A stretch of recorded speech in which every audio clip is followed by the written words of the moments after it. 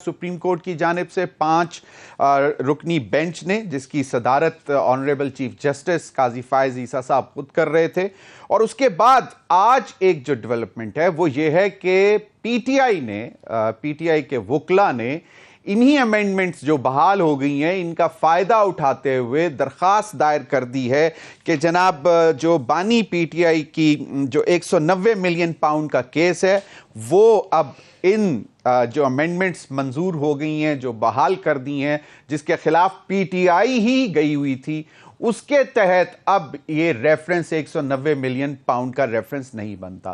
تو جہاں پہ آپ ان امینڈمنٹس کے خلاف عدالت تک چلے گئے، عدلیہ میں چیلنج کر دیا، اس کے بعد جب وہ بحال ہو گئیں اور آپ کی منطق کے خلاف ہوئیں تو اسی کا فائدہ اٹھانے جا رہی ہے پی ٹی آئی. یہ بڑی دلچسپی صورتحال ہے، اس پر بھی بات کریں گے. ناظرین، دوسری جانب لارجر ڈائیلاگ کی بھی بات کی جا رہی ہے کہ اب تمام سیاسی جماعتوں کو، اور خاص طور پر میاں نواز شریف صاحب کی طرف سے یہ پیغام دیا جا رہا ہے کہ تمام سیاسی جماعتوں کے ساتھ مل بیٹھ کر بات کرنی ہے، اور اس میں بیسک ایجنڈا صرف ایک ہے کہ پاکستان کو آگے لے کر جانا ہے. اور رانا ثناء اللہ صاحب بتا چکے ہیں کہ جہاں میاں نواز شریف صاحب یہ کہتے ہیں کہ تمام سیاسی جماعتوں سے ڈائیلاگ ہونا ہے تو اس میں پی ٹی آئی بھی شامل ہے، لیکن اب پی ٹی آئی کو اپنے لیڈرز کو اپنے رویے کو ذرا تبدیل کرنا ہوگا.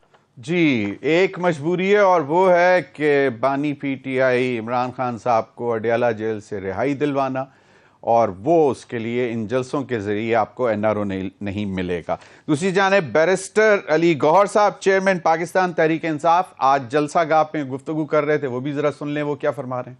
یہ جلسہ پرامن ہوگا، یہ صرف جلسہ ہوگا، یہاں سے کوئی لانگ مارچ نہیں ہوگا، یہاں دھرنا نہیں ہوگا، جمہوریت کے لیے ہوگا، ملک کے استحکام کے لیے ہوگا. میں امیر عباس صاحب کی طرف. امیر عباس، این آر او جلسہ جمہوریت بچانے کے لیے، ملک بچانے کے لیے، یا پھر عمران خان کو رہائی دلانے کے لیے؟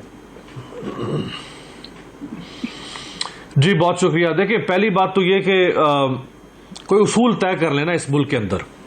مسئلہ یہ ہے کہ جب ہم اصول بار بار تبدیل کرتے ہیں اپنے ویسٹڈ انٹرسٹ کے لیے یا اپنے کسی معروضی مفاد کے لیے، اگر عمران خان آج جلسہ کر رہے ہیں، کل کو وہ پاور میں آئے اور وہ کہیں کہ نون لیگ اور پیپلز پارٹی جلسہ نہیں کر سکتی، تو ہم کیا کہیں گے بیٹھ کے کہ عمران خان منافقت کر رہے ہیں. ماضی میں جلسے کرتے تھے یہ شہباز شریف کے خلاف اور پیپلز پارٹی کے خلاف، آج وہ جلسے نہیں کرنے دے رہے ان کو. آج یہی نون لیگ اور پیپلز پارٹی، بلاول بھٹو نے ٹرین مارچ نکالا 2019 میں، دھرنا دیا مولانا نے اسی شہر میں آ کے جہاں میں اور آپ بیٹھے ہیں، اور اس سٹیج کے اوپر نون لیگ اور پیپلز پارٹی کے لوگ آ کے تقریریں کرتے تھے. نواز شریف صاحب نے 2017 میں ڈسکوالیفیکیشن کے بعد بھی لانگ مارچ نکالا. تو یہ مجھے سمجھ نہیں آتی کہ اصول ہم کیوں تبدیل کر لیتے ہیں اپنی سہولت کے مطابق. پی ٹی آئی اس وقت دیکھیں معمول کی سیاست نہیں کر رہی ہے. پی ٹی آئی اس وقت سٹرگل کر رہی ہے اپنے سروائیول کے لیے. پی ٹی آئی 3 طرح کے اسالٹس کا سامنا کر رہی ہے. پہلا اسالٹ ہے لیگل اسالٹ، دوسرا ہے مورل اسالٹ، اور تیسرا ہے پولیٹیکل اسالٹ. پولیٹیکل اسالٹ آپ نے دیکھا کہ جس طرح پارٹی کو توڑا گیا، لوگوں سے زبردستی ڈانگ سوٹے لے کے پریس کانفرنسز کروائی گئی، اور جن جماعتوں نے ان لوگوں کو اچکا، انہیں شرم نہیں آئی کہ وہ کسی اور کے لوگوں کو جن کو زبردستی مار کٹ کے لا کے ان کی جھولی میں منو سلوا کی طرح پھینکا جا رہا تھا، وہ منہ پھاڑ کے بیٹھے تھے، ہاں اور لاؤ اور بھیجو بندے. پھر آپ نے 8 فروری کو دیکھ لیا جو رہی صحیح کسر تھی پولیٹیکل اسالٹ کی، وہ بھی آپ نے دیکھ لی. مورل اسالٹ، آپ نے عدت جیسے غلیظ، گھٹیا، بدبودار مقدمات بنائے، آپ نے ویڈیوز اور آڈیوز نکالی. اور تیسرا لیگل اسالٹ جو آپ نے کیا کہ آپ نے اتنے مقدمات بنا کے اس کو غدار، سازشی، دہشت گرد، نہ جانے کیا کیا مقدمہ آپ نے نہیں بنایا. سائفر میں ایسے ہمالیہ کھڑا کیا گیا کہ پتہ نہیں آفیشیل سیکرٹ ایکٹ سے کیا کیا، بری ہو گیا وہ اس میں. سو یہ جو 3 طرح کے اسالٹ جب آپ نے ایک جماعت پہ بیک وقت اس پر نافذ کر دیے تو وہ ریزسٹنس نہیں کرے گی تو کیا کرے گی. اور مجھے آپ پوری دنیا کی ریزسٹنس موومنٹس اٹھا کے بتائیں، کیا ریزسٹنس کسی تھنک ٹینک میں بیٹھ کر ہوتی ہے؟ کیا ریزسٹنس یا مزاحمت جو ہے وہ کنونشن سینٹرز میں جا کے ہوتی ہے؟ کیا ریزسٹنس اور جو مزاحمت ہے وہ کانفرنسز میں جا کے بیٹھ کے وہاں پہ تقریریں کر کے کی جاتی ہے؟ اور بابا ریزسٹنس اور جو مزاحمت ہے وہ سڑکوں پر ہوتی ہے. وہ چاہے پیپلز پارٹی نے کی ضیاء الحق کے زمانے میں, چاہے نون لیگ نے کی مشرف کے زمانے میں, ریزسٹنس سڑکوں پر ہوتی ہے. تو وہ سڑکوں پر ہی آ کے ریزسٹنس کریں گے نا, وہ کیا کریں گے؟ تو وہ اس وقت غیر معمولی سیاست میں آپ نے ان کو داخل کر دیا ہے. آپ نے جو ابھی اسلام آباد میں قانون بنایا, وہ عرفان صدیقی صاحب سینیٹر اتنے بڑے دانشور بنتے تھے, 20 سال نوائے وقت میں لکھا.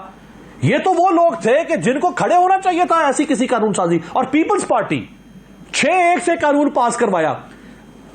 ضمیر صاحب, مجید امجد نے کہا تھا کہ سیل زماں کے ایک تھپیڑے کی دیر تھی, سیل زماں کے ایک تھپیڑے کی دیر تھی, تخت و کلا و کسر کے سب سلسلے گئے. دنیا میں کہاں مزاحمتوں کو پھر قانون سازی روک سکتی ہے؟ کہیں روک سکی ہے تو بتا دیجیے گا پھر کبھی کہ کب رکتی ہے. صحیح, بالکل صحیح, بالکل صحیح آپ کا, بالکل. امیر عباس ایک تو جو ایک دو باتیں کی ہیں اختیار ولی صاحب نے, آپ کو کریکٹ کرنے کی کوشش کی ہے کہ شاید وہ if that one was wrong then how this today's thing is right.